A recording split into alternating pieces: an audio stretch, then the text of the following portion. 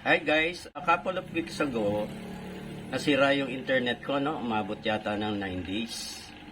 Mahirap pala walang internet, no? Naisip ko na reactivate itong aking for the box. Nakabili ako na smart TV. So, tinabi ko muna siya. Re-reactivate ko lang ngayon. Ito yung likod. Ang kakailanganin ko dito, itong antenna in.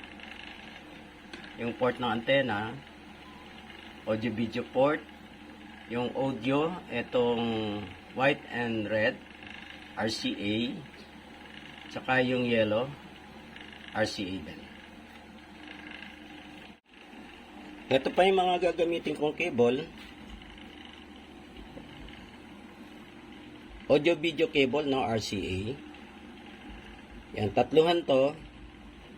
May white, red, tsaka itong yellow. Pang audio, ito yung pang video, yung yellow.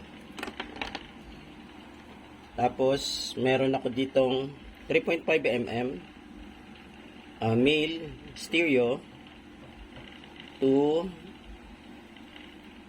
dual female adapter, no, 3.5 mm.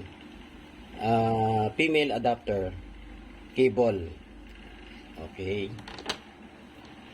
Ito rin 3.5 mm stereo jack to RCA white and red audio cable.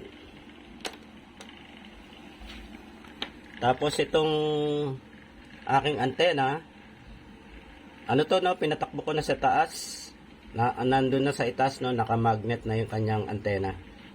Ito yung antena ng mismong TV box. Okay, setup ko na, no.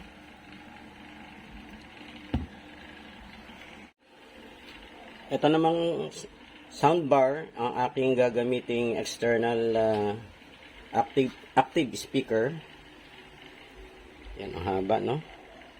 Yan. Unahin ko na dito sa TV, no? Lalagay ko na tong audio video cable sa TV side. So, itong red,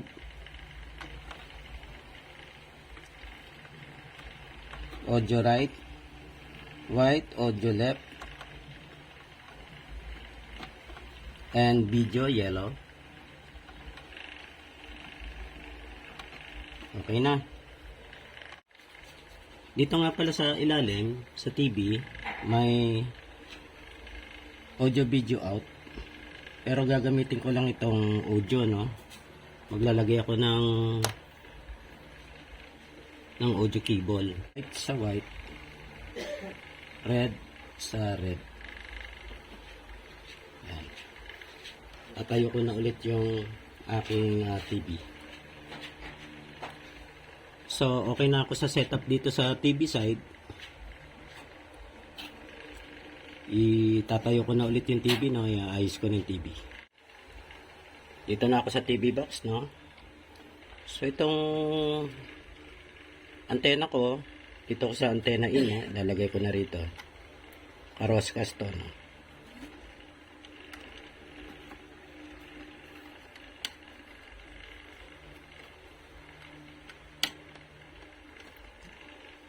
Pitang ko ng konti. Okay. Tapos yung audio video cable,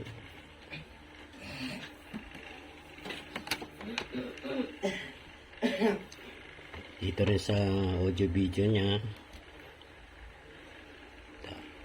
red sa red, white sa white,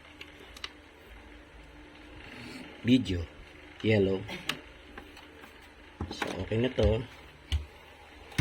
Naka-setup na ako dito sa TV box. Kailangan ayusin ko na lang tong kable, no? Para hindi siya lalagyan ko na ano dito. Tie cable. Kukuha lang ako ng tie.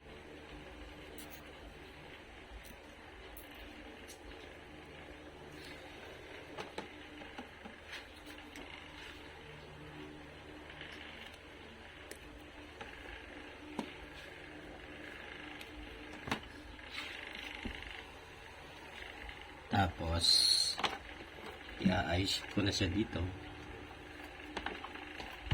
Dito na ang pwesto niya, guys. Ayan, yan na. Medyo nakalabas ng konti. Then, itong kanyang power plug, ipa-plug ko na sa 220. Kanyang power plug, ipa-plug ko na sa 220. Yan. Yan. Tapos, power on. Yan, nag-boot na rito. Yan, nag-boot na. Channel 1. So, ito, pwede kong patayin dito pala, no? Sa power, no? May power switch yan. Yan. Tapos, on.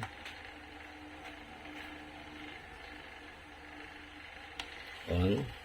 Boot. Channel 1. Okay. Ito nga palang kinabit kong audio cable sa ilalim. Ito yung para sa external speaker ko, no?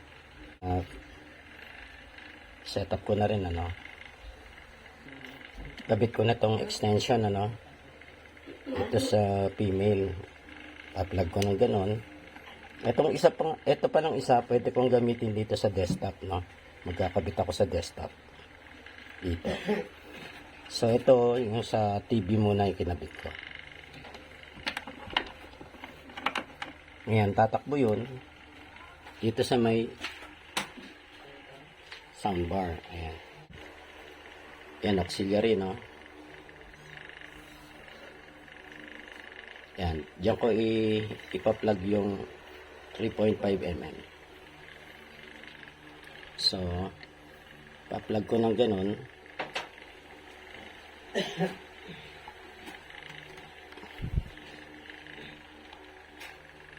Yan. Good. Okay, testing time. Power on ko lang yung TV, no? Yung TV nga pala, dito nakasaksak yan, no? Eto. Yan, power on ko. Okay, may standby mode na siya dito, no? So, ginagawa ko dyan, binubuton ko na lang itong power dito sa ilalim. Kita ba? Yan. Tapos magbiblink na yan. Ilan seconds pa yan. Pindutin ko lang itong source.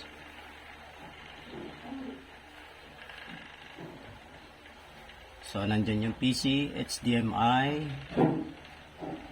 USB, at saka AB. So, arrow down. Hanggang dumating tayo dito sa AB. AB, enter. And guys, okay na. Nakaset na naman yan, no, sa yung previous installation ko. So, nakaprogram pa rin naman yung channel niya. Itatagyan ko lang yung yung ibang channel. Ito na gamit ko itong remote ng TV box.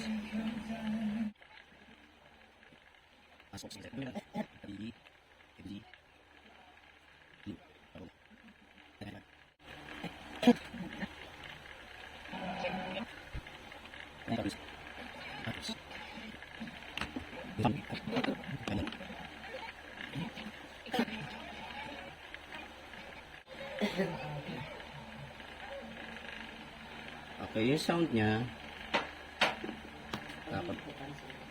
i-on ko lang yung aking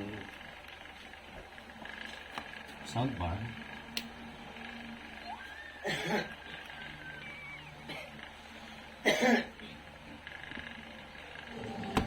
Yan na. O saan sa dapat nakamatayan? Okay. Kamatayan kayo kay Mare! Hoy, over naman kayo. Okay na, no? Kamatayan talaga agad. Lakas na siya. Okay, good. Ano nangyayari kay Ate Male? Okay na to. Pwedeng pang alternate na. Po siya?